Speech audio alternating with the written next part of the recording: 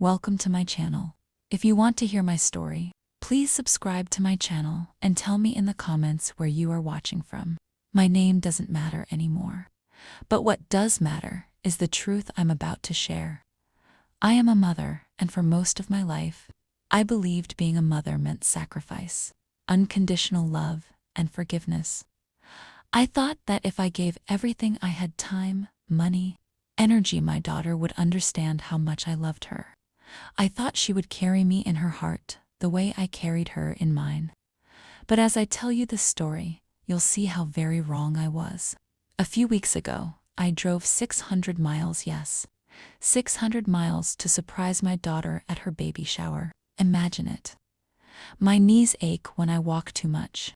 My eyesight isn't as sharp as it used to be, but I was filled with excitement. It was her first baby, my very first grandchild. The thought of holding that little one, of being part of such a joyful celebration, gave me strength I didn't know I had. I remember packing the car the night before. I baked her favorite cookies, wrapped tiny gifts for the baby, and even brought a soft hand-knitted blanket I had spent months making. Every stitch held love, every row carried my prayers for that little baby's future. The drive was long, the highways stretched endlessly, and the miles seemed heavier than usual. But in my heart, I was light, like a young woman again. I imagined the look on my daughter's face when she saw me walk into that hall. I thought she would cry tears of joy, rush into my arms, and thank me for making such a long journey just to be with her. I thought, for once, she might truly see how much she meant to me. But when I finally arrived, reality hit me harder than any storm I had ever weathered. The moment she saw me standing at the entrance of the baby shower, her face changed. Not with joy, not with surprise, but with anger. Pure, cold anger. I still remember her voice. It cut through me like a knife. "What are you doing here? You weren't invited." My heart sank. I thought maybe she was joking. Maybe it was just nerves. But before I could explain, she snapped her fingers at the event staff. A tall man in a black suit. My daughter pointed at me, her own mother, and said, "Get her out of here. She's an embarrassment." The room went silent. Guests turned their heads, whispering, staring. I felt my cheeks burn. My hands shook as I clutched that little blanket I had made, still wrapped in tissue paper. The security guard, polite but firm, placed a hand near my elbow and guided me out. My daughter wouldn't even look at me again.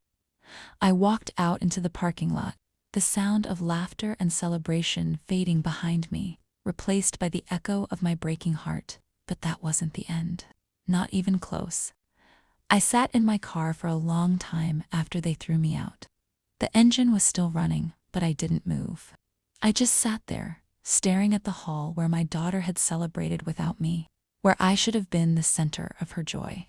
I kept asking myself over and over, how could she do this to me? How could she treat her own mother like I was a stranger? It wasn't just her, it was betrayal. I had given her everything, not just love, but support, financial support. I was the one who co-signed her mortgage, taking on risk that I shouldn't have had to, because I wanted her to have a home, a place where she could start her family without worry. I never asked for thanks.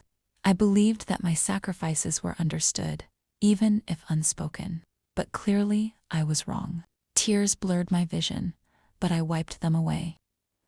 I wasn't a woman who sat quietly when life treated her unfairly. No, I had survived wars, emotional wars, financial battles, and losses that would have crushed a younger, weaker person. And now, despite her rejection, I realized I had the power to fight back, not with anger at her, but with action. I reached for my phone and called her once, hoping to explain, to appeal to whatever part of her remembered love, remembered gratitude, but she didn't pick up. Instead, I got her voicemail. Her words from earlier echoed in my mind. "You're an embarrassment." Then I remembered the mortgage, the one I had co-signed for her. That document was more than just paper. It was a weapon in disguise. She had signed it thinking I would never interfere, that I would silently bear the risk. But now I realized I could use it. I could remind the bank what happens when a guarantor reports a higher risk loan. I called the bank's risk management department. I asked to speak to someone about a loan I had co-signed. My voice was calm, measured, almost clinical. I didn't yell or plead. I simply explained that I had reason to believe the account was in jeopardy due to circumstances I would be reporting. The representative asked me for details, and I provided everything I had step by step. At that moment, I felt something shift inside me. It wasn't revenge in the childish sense, not the kind that comes from spite. No, it was empowerment. For the first time that day, I felt like myself again, the woman who had endured, the woman who had sacrificed, the woman who refused to be humiliated silently. I didn't know exactly what would happen next. I didn't know how she would react when the bank started investigating her loan. But I knew one thing. She was about to learn that her actions had consequences. She was about to see that betraying someone who loved her unconditionally could have serious repercussions. And as I sat in my car, gripping the steering wheel, I realized something else. I wasn't just fighting for myself. I was fighting for the respect and dignity every mother deserves. I wasn't going to be a forgotten ghost in her life, not when I had given her so much. After my call to the bank, I felt a strange mix of anxiety and satisfaction. Anxiety because I knew my daughter would be furious when she found out, and satisfaction because finally, I had done something that reminded her I was not powerless. I had carried her dreams on my back for years, and now I was carrying the weight of her accountability. I didn't sleep that night. I kept imagining her face when she received the call from the bank's risk department. Would she cry? Would she yell? Would she finally realize how cruel she had been? I didn't want revenge, not in the petty sense, but I wanted her to feel the gravity of what she had done, the embarrassment she had caused me, the betrayal she had committed, the disrespect she had shown to her own mother. The next morning, I got a call not from her, but from someone at the bank. Their tone was polite but serious. They wanted to verify some details, some recent transactions that didn't match her normal behavior. I answered every question truthfully, calmly, without letting my own emotions cloud my words. They thanked me for my vigilance and promised to investigate further. That call gave me a sense of quiet power. I had stepped out of the role of the helpless mother and into a role I had never imagined for myself, a protector, not just of finances, but of my dignity. Meanwhile, I kept thinking about the baby shower, about the whispers, the stares, the sharp words. I had imagined holding my grandchild in my arms, telling her stories, sharing my wisdom. I had imagined hugs and laughter. Instead, I was left with a bitter taste of rejection, humiliation, and sadness. And yet, there was a small spark of hope. I realized that by standing up for myself, I was setting a boundary that could not be ignored. I wasn't just any mother, no. I was a woman who had sacrificed, who had endured, who had given without expectation, and now I was reclaiming some of that power. Later that day, I went for a walk, trying to calm my racing thoughts. The sun was shining, but I barely noticed. I kept thinking about how often I had forgiven her mistakes, overlooked her disrespect, and carried her burdens. And yet, this time, I refused to be silent. The bank would make her listen. The bank would make her realize that actions, even the actions of a spoiled daughter, have consequences. I thought about calling her, maybe to explain that I wasn't trying to punish her, but simply to remind her of responsibility. But no, not yet. She needed to feel the weight of her choices first. She needed to understand that I wasn't just her mother. I was a person with limits, a woman who deserved respect. That evening, I sat by the window, watching the streetlights flicker on. I felt something stirring inside me, a sense of resolve, a sense that I was no longer just the background in my daughter's life. Something had shifted. I had taken control of my narrative, and she would never forget that. The next chapter of this story was about to begin. The next morning, I didn't have to wait long. The phone rang, and I knew immediately who it was. My daughter. The voice on the other end was sharp, frantic, and full of anger, the kind of anger only someone caught off guard can muster. Mom, what did you do? She shouted, her words stumbling over each other. The bank called me. What? What is this about my mortgage? I took a deep breath, steadying myself before I replied. I didn't yell. I didn't plead. I simply said, I called them to verify some details about the loan I co-signed. I noticed irregularities, and I reported them. That's all. Her voice cracked, shifting between fury and panic. You can't do that. You're supposed to. You're supposed to support me, not embarrass you. I cut in softly but firmly. I've been supporting you all these years, emotionally and financially. I've carried your burdens without complaint. But when you humiliate me, when you call me an embarrassment at your baby shower, you cross a line. I am not invisible, and I am not powerless. There was silence on the other end, just for a moment. I could hear her breathing, sharp and quick. I could almost picture her face flushed, eyes wide, realizing for the first time that her mother had boundaries. That her mother had authority in more ways than one. You don't understand, she whispered finally, her tone trembling. It was a private event. I didn't mean to, I repeated, my voice calm but edged with steel. You told the security to throw me out? You called me an embarrassment in front of all your friends and relatives. That wasn't a mistake. That was deliberate, and actions have consequences, dear. Just as I've supported you, I am also capable of holding you accountable. She was quiet this time, and I could hear the panic creeping in. She didn't know what to say, and I let that silence linger. Silence, I realized, was sometimes more powerful than words.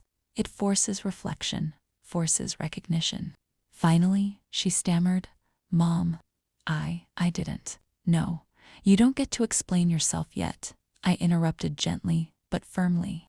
I don't want apologies right now. I want you to understand that respect is earned and humiliation is remembered. I have been patient for decades, but patience has limits.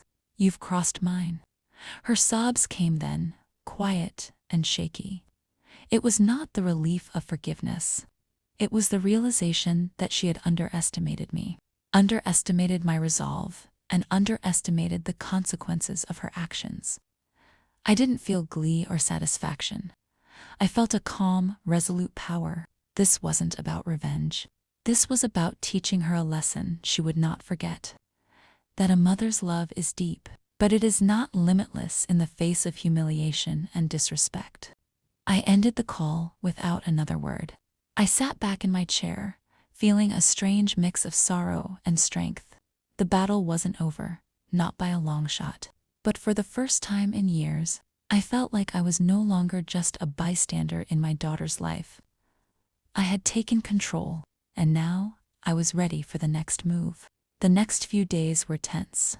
I didn't hear directly from my daughter, but I could sense the ripple effect of my actions. The phone calls I received from the bank continued questions, verifications, and updates. I answered each one patiently, providing every detail they asked for. I was calm, measured, almost clinical, but inside, my mind was swirling with anticipation. I knew she was starting to feel the consequences of what she had done, and then it happened. I got a text from one of her friends, someone who had attended the baby shower. The message was cautious, but unmistakable.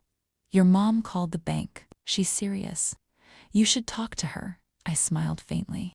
Not out of malice, but out of a quiet satisfaction. This was no longer just about the humiliation at the baby shower. This was about accountability. I thought about the little blanket I had knitted, the gifts I had brought, the miles I had driven. I thought about the tears I had shed and the shock I had felt when security escorted me out, and I realized something profound. Even in that pain, I had never lost my dignity. I had never let her disrespect define me. The next day, the bank called me again, asking for additional documentation. I gathered everything meticulously, receipts, proof of payments, and a clear timeline of my involvement in co-signing the mortgage. I knew that every piece of information I provided made her situation more precarious. And I also knew it was necessary, not just for the bank, but for the lesson she needed to learn. Finally, the call came from her. This time, she sounded different, cared, unsure, and desperate. "Mom, please, can we talk?" Her voice trembled, and for the first time, I detected a hint of regret. I didn't respond immediately. I wanted her to feel the weight of her choices. I let her words hang in the air, just as her actions had hung in mine. When I finally spoke, my voice was calm but firm. "Yes, we can talk. But understand this. Respect and gratitude are not optional. You have crossed boundaries that cannot be ignored." She was silent for a long moment, then whispered, I didn't mean to hurt you like that. I closed my eyes, taking a slow, steadying breath. Thinking isn't enough. Actions have consequences, my dear. You've seen that now, haven't you? There was a pause. I could hear the panic, the fear, and perhaps the dawning realization that life doesn't always forgive. Thoughtless cruelty. I didn't need to say more. The bank was already involved, and my daughter was starting to understand that the road ahead wouldn't be easy. For the first time in years, I felt a strange peace. Not joy, not revenge, but peace.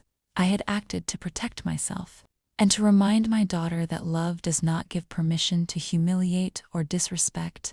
I sat back, letting the silence settle around me. The battle had just begun, but this time I was not the powerless mother. I was a force she could not ignore. It was 2 days later when my daughter finally gathered the courage to face me in person. She showed up at my doorstep without warning, her belly round with the life growing inside her, but her eyes restless, full of panic. I opened the door, and for a moment, I just stood there looking at her. My child, the little girl I once carried in my arms, now a grown woman carrying a child of her own. Yet in that moment, she looked so small, so fragile, not from pregnancy, but from fear. "Mom," she whispered, her voice trembling, "please, can we talk?" I stepped aside, letting her in, but I kept my silence. I wanted her to feel the weight of the air between us, the unspoken truth that things had changed. She sat down at my kitchen table, the same table where she once ate cookies after school, the same table where I had bandaged her knees when she fell off her bicycle, the same table where we celebrated birthdays with candles and laughter. Now, it felt colder, heavier, as if the ghosts of our past were watching. "I didn't mean for things to go that way at the shower," she started, tears glistening in her eyes. "I was overwhelmed, embarrassed, stressed. I just didn't want drama in front of my friends. I wasn't thinking. Please, believe me." I looked at her, my hands folded in front of me. My voice was steady. "Even you didn't want drama? And yet, you made your own mother the center of humiliation. You chose to protect your pride over my dignity. Do you understand what that did to me?" She broke then, her tears spilling as she shook her head. "I know, Mom. I know. I was wrong. But this thing with the bank, it's serious.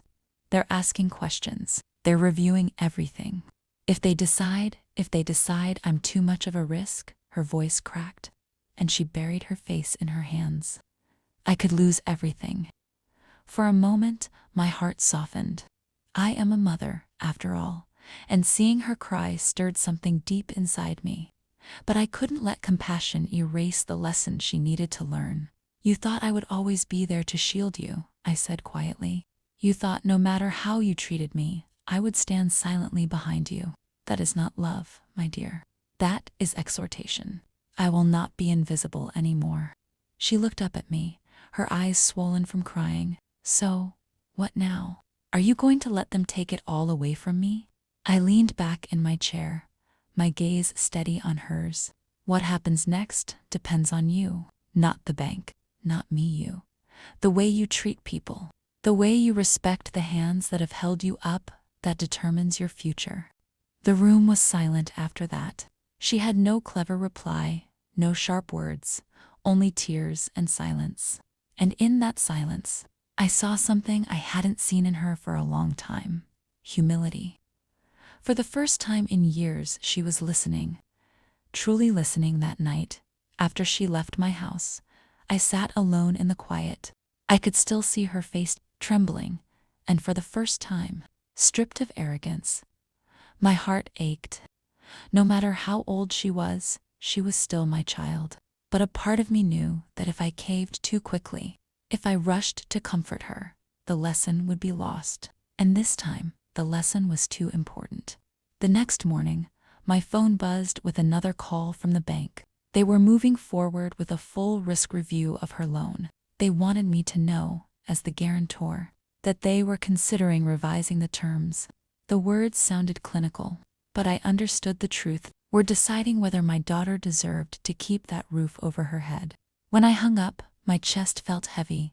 I wasn't trying to take her home away. I wasn't trying to destroy her stability. But I was also not willing to remain silent while she treated me like nothing more than an inconvenience. Respect had to be learned, and sometimes it is learned in the hardest ways. Later that afternoon, she called again.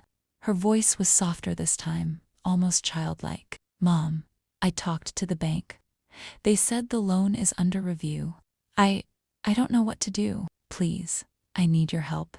For a long moment, then I spoke, choosing my words carefully. "You need to do what you should have done long ago. Face the truth. Your actions matter. Your words matter. The way you treated me at that shower, it wasn't just a mistake. It was a reflection of how little you thought of me. Until you understand that, no help will last." She sniffled on the other end of the line. "I do understand now, Mom. I swear I do. I was cruel. I was selfish. And I hurt the person who has always been there for me." Her words pierced me, and for a moment, I closed my eyes, letting the pain and love twist together inside me. I wanted to believe her, but part of me feared she was only saying what she needed to say to make the problem go away. Still, there was something different in her tone, an unfamiliar humility that gave me a flicker of hope.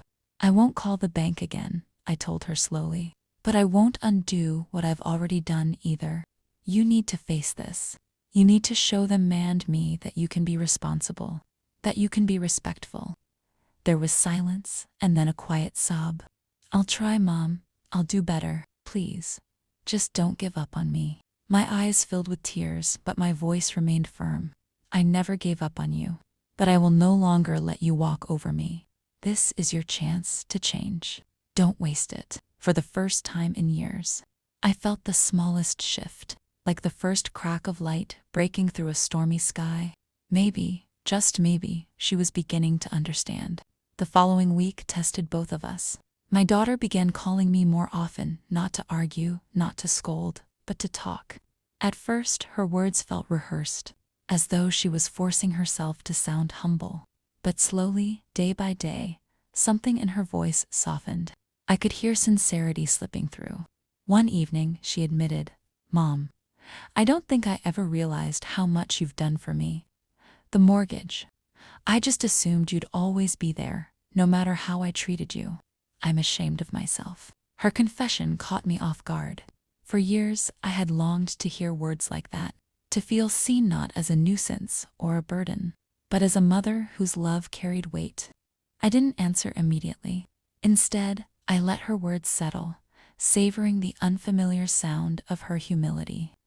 Meanwhile, the bank's review tightened around her like a noose. She received letters, emails, and follow-up calls. Each time, she sounded more desperate when she spoke to me. At one point, she even asked, "Will you speak to them again?" just to reassure them. I paused, then answered carefully, "No, this is your burden to carry. You wanted independence, you wanted control, and now you have it. But independence comes with responsibility. Until you prove you can handle that, I won't step in." Her silence on the other end was heavy. For the first time in her life, she was being forced to stand on her own, without me shielding her from the consequences. It pained me deeply, but I knew it was necessary. A few days later, She showed up at my house again this time, without the storm of anger or panic. She looked tired, her eyes swollen from crying. But her posture was different, quieter, humble. She carried a paper bag in her hands. "I brought dinner," she said softly, placing it on the table. "I thought maybe we could eat together, like we used to." I studied her for a long moment. The proud, dismissive woman from the baby shower was gone. In her place stood my daughter, the girl who once held my hand crossing the street, who once whispered secrets into my ear before bed. We ate in silence at first, the clink of silverware filling the air. Then, halfway through the meal, she looked at me with tears in her eyes. "Mom, I don't deserve your forgiveness, but I want it. I need it. Not just for me, for my baby. I want my child to know their grandmother. I don't want them to grow up thinking I pushed you away." Her words broke something open inside me. I had promised myself I wouldn't cry, but the tears came anyway, because beneath all the hurt, all the humiliation, all the anger, there was still love. A love that no rejection, no insult, no security guard could erase. I reached across the table, placing my hand over hers. "Then show me. Prove it. Respect me, not just in words, but in actions. If you do that." Her fingers tightened around mine, and in that fragile grip, I felt the first thread of a bridge being rebuilt between us. The days that followed were filled with small but meaningful shifts. My daughter began showing me gestures I hadn't seen in years. She called me every morning just to ask how I was feeling. She dropped off groceries without being asked. And when I thanked her, she said something I never thought I'd hear. "It's the least I can do after everything you've done for me." Those words warmed me, but I didn't let them blind me. I needed to see consistency, not just guilt-driven acts. A wound as deep as the one she had caused couldn't be healed overnight. Meanwhile, the bank's shadow still loomed large. She received another formal notice, this time requiring her to submit updated financial documents. The stress weighed on her heavily, and she called me in tears one evening. "Mom, I don't know if I can handle this. I've been so careless. I don't want to lose the house." I listened quietly, then replied with the calmness I had cultivated over years of hardship. "Maybe losing the house wouldn't be the worst thing. Maybe it would teach you that life isn't built on appearances or pride. It's built on gratitude, humility, and responsibility." She didn't argue this time. Instead, she whispered, "I know, Mom, you're right. I should have known it long ago." That was the moment I realized something profound. Fear was no longer the only thing driving her. She was finally beginning to understand the heart of the lesson. One Sunday afternoon, she asked if she could come over to help me in the garden. I hesitated, then agreed. As we pulled weeds and planted flowers side by side, she broke the silence. "Do you remember when I was little and you used to make me pick weeds with you? I hated it. It feels peaceful, like we're building something together again." I looked at her, dirt smudged on her cheek, her hands busy in the soil, and for the first time in a long time, saw not just my daughter, the one who once looked to me for guidance, for strength, for love. "Life is like this garden," I said softly. "If you neglect it, weeds take over. But if you tend to it with care, it flourishes." Relationships are no different. She stopped digging and met my gaze, her eyes shimmering with tears. "I've let weeds take over between us, Mom, but I want to fix it. I don't care how long it takes. I want you to be part of my life and my baby's life." Her words pierced through my guarded heart. For the first time since the baby shower, I allowed myself to believe she meant it, truly meant it. I placed my hand on hers, firm but gentle. "Then keep tending to it. Don't just say the words, live them. If you do, maybe we can rebuild this garden of ours." In her eyes, I saw determination, and for the first time, hope didn't feel so far away. Time has a way of testing the promises people make. In the weeks that followed, my daughter kept showing up. She called me regularly, brought me meals, and even asked for my advice about her pregnancy. These weren't the grand gestures of someone trying to erase guilt, they were small, steady actions, and slowly, brick by brick, she was rebuilding something I thought had been lost forever. The bank's pressure still loomed over her. She confessed one day, "I'm scared, but for the first time, I don't feel like I'm facing it alone. Even if you're not calling them, just knowing you're here, it gives me strength."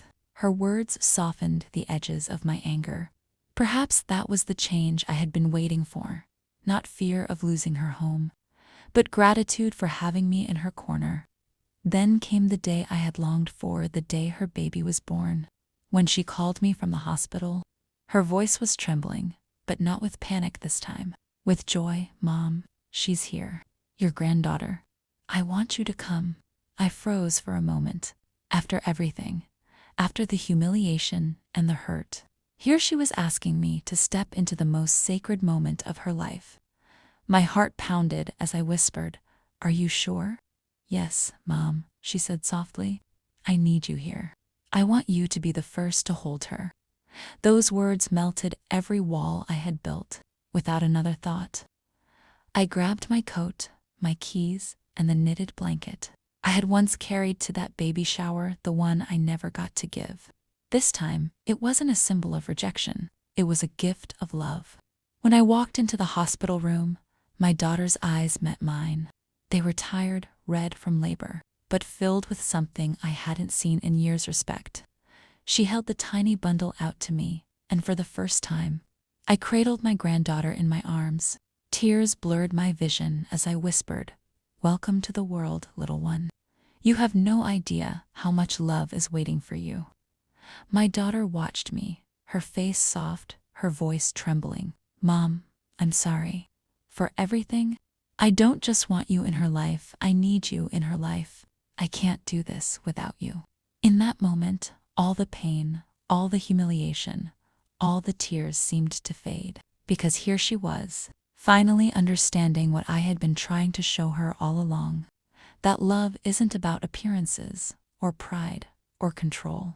It's about respect, gratitude, and the bonds that survive even the deepest wounds. I kissed my granddaughter's forehead and looked at my daughter. "Then let's do this together. But remember, love must be tended to, like a garden.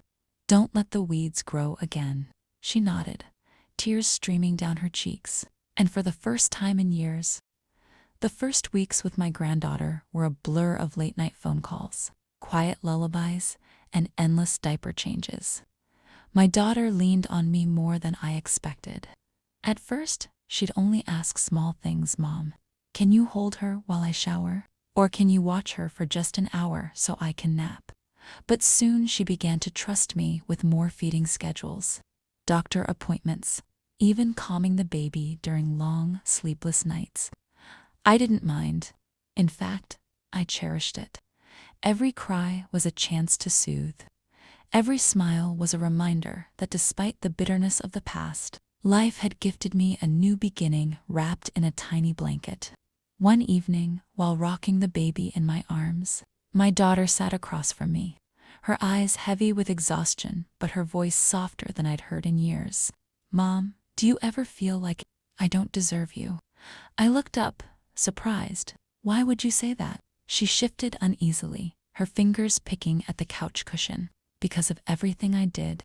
The shower, the security guard, the things I said to you. Sometimes I wonder why you didn't just cut me out of your life completely." I wouldn't have blamed you. I took a deep breath, glancing down at the little one sleeping in my arms. "Because love doesn't work that way. You're my child. Even when you hurt me, even when you pushed me away, the love didn't vanish. It bent, and now, this little angel, she's a chance for us both to start over." Tears welled up in her eyes, and she whispered, "I was so blind. Mom, I thought you embarrassed me. I thought I was better than your love. But sitting here, watching you with her, I finally understand. You're the strongest person I know." Her words pierced me deeper than any wound she had ever inflicted. For years I had carried the weight of her rejection.